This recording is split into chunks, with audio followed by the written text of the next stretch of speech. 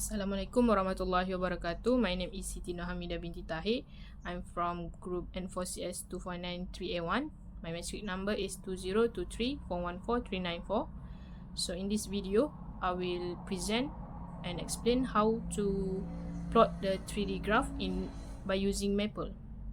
So these are the questions in section A, and I choose question B to be explained. Before we start our Maple session, I just want to tell that by using Maple software to visualize the 3D, it can help us to understand the geometry of the surface better. By adjusting the ranges or limit for X, Y, and Z, we can explore and know how different limits affect what parts of the surface are visible. Without further ado, so let's begin. First thing first we need to do before plotting or calling any function in Maple is we need to give a first command, which is restart, then semicolon, and then you press enter. We need to put this restart command first to clear the memory and start with a fresh Maple session. The second step is the next command is with plot. You just need to type with and then open bracket and then type plots and then close bracket and then semicolon, and then you just press enter. This command is to access a collection of plotting command, as you guys can see here, that appear in blue color. It also including implicit plot 3D that I will use for this session. Next, we use implicit plot 3D to plot our graph. You can type the word implicit plot 3D with a lowercase and without typo, because if there is any typo, it will be error and the result won't appear. Or you also can just copy paste from here. Just copy here and then you paste down here to avoid any mistake. When you're done typing or copy paste, you need to write the equation of the graph after the implicit plot 3D. We just put open bracket and then rewrite the equation, which are x squared plus y squared plus z squared equals to 4. Then comma. I set the ranges for x, y, and z. Here I set it as for x -3 to 3, y -3 to 3, and z equals to -3 to 3. And then you comma set the axis. In this case, I set it as boxed.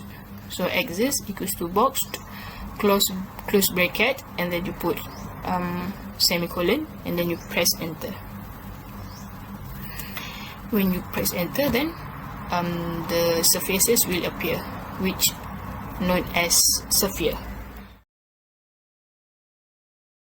So next, I want to show you how different limits affect parts of the surface visible. So I'm going to expand the ranges for x, y, and z from -3 to 3 to -5 to 5.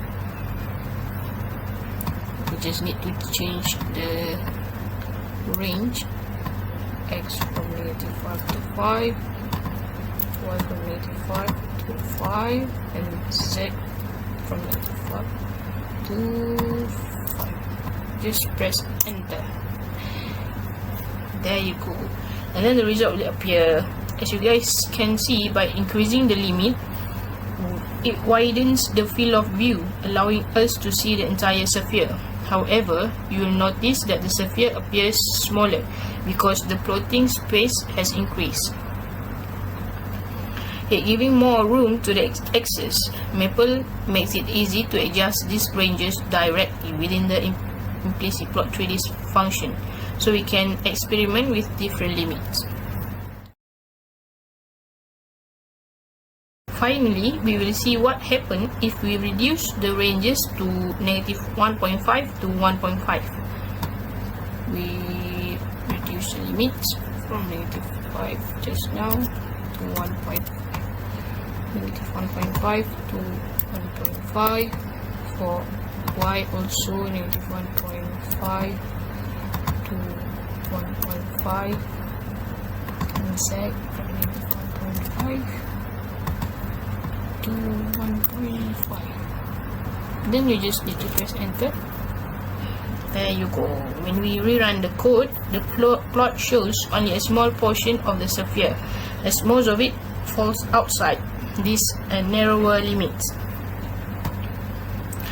This shows us how limiting the plotting space can cut off parts of the surface, focusing on a smaller region of interest.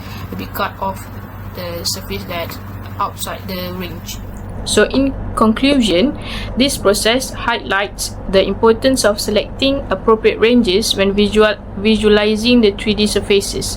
Larger ranges provide a full view of surface, but can make features appear smaller, while smaller ranges focus on details but may exclude significant parts of the shape.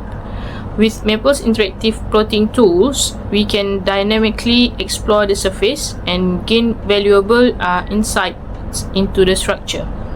So that's all from me. Thank you for watching. I hope this demonstration helps you understand how to visualize and analyze 3D surfaces in Maple effectively.